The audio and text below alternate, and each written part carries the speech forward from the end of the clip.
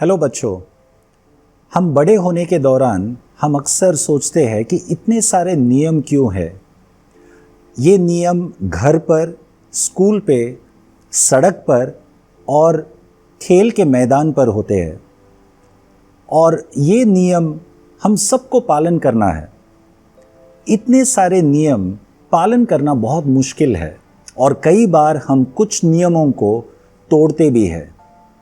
पर क्या आपने कभी ऐसा सोचा है कि इतने सारे नियम क्यों है और हमें इन नियमों का पालन क्यों करना है?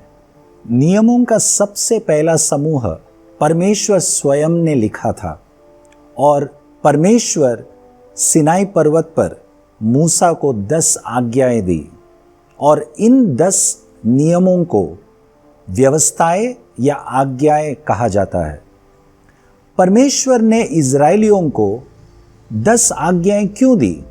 ताकि इज़राइली लोग मूर्खता से अपने आप को इस संसार में पेश न करें। परमेश्वर इज़राइलियों से बहुत प्यार करता था, इसलिए वे ये नहीं चाहते थे कि इज़राइली लोग स्वार्थी जीवन जिए और उस कारण दूसरों का नुकसान हो। परमेश्वर इज़राइलियों से ये चाहता था कि वे नियमों का पालन करें और उस कारण दूसरों का भलाई हो। इसका एक उदाहरण है 10 नियमों में से जो 9वां नियम है कि लालच न करना। परमेश्वर ने इज़राइलियों से ये नियम इसलिए दिया ताकि हम अपने दिए हुए, परमेश्वर ने हमें जो दिया है उसमें हम संतुष्ट रहे और ना कि हम दूसरों के चीज़ों पर लालच करें। एक उदाहरण मैं देता हूँ। ऐसा मान लो कि आपके पास एक साइकिल है और आप अपने साइकिल चलाते वक्त आपके पड़ोसी का एक लड़का वो आपके पास आकर आपको एक चाटा मारकर उस साइकिल को छीन लेता है आपसे और कहता है कि ये साइकिल आज से मेरा है। आपको कैसा लगेगा? ज़रूर आपको बहुत दुख लगेगा कि उसने गलत किया है। उसने आपका साइकिल को छीनकर, क्योंकि उसको आपके साइकिल पर लालच हुआ और उसने चोरी की और अपना बना लिया। व्यवस्था और नियम हमें निष्पक्ष और खरा रखने में मदद करता है और वचन में भजन संहिता 119 का 1, 2 और 3 वाक्य में ऐसा लिखा है, क्या ही धन्य है वे जो चाल के खरे हैं और यहोवा की व्यवस्था पर चलते हैं। क्या ही धन्य है वे जो उसकी चितौनियों को मानते हैं और पूर्ण मन से उसके पास जाते हैं।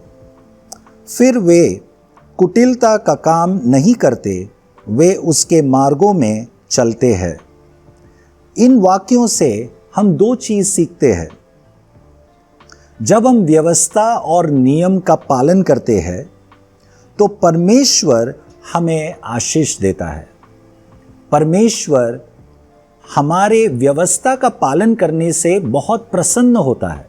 और दूसरा हम ये सीखते हैं कि जो लोग नियमों का पालन करते हैं वो कोई भी चीज़ों से नहीं डरता।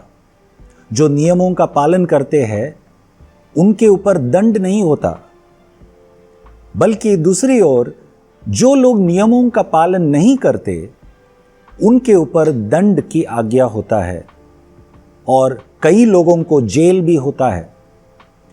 तो नियमों का पालन करने से हमारे जीवन में आशीष का कारण बनता है।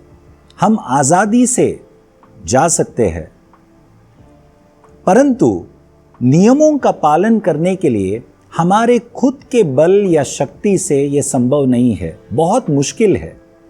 इसीलिए परमेश्वर हमें उनका पवित्र आत्मा का सामर्थ्य देता है ताकि हम उन नियमों का पालन करें।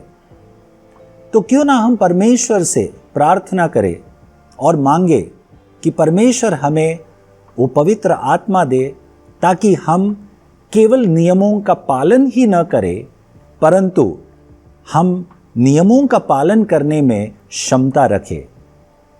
तो क्या आप मेरे साथ ये प्रार्थना करेंगे? हम सब मिलकर परमेश्वर से प्रार्थना के द्वारा मांगेंगे और नियमों का पालन करेंगे। God bless you.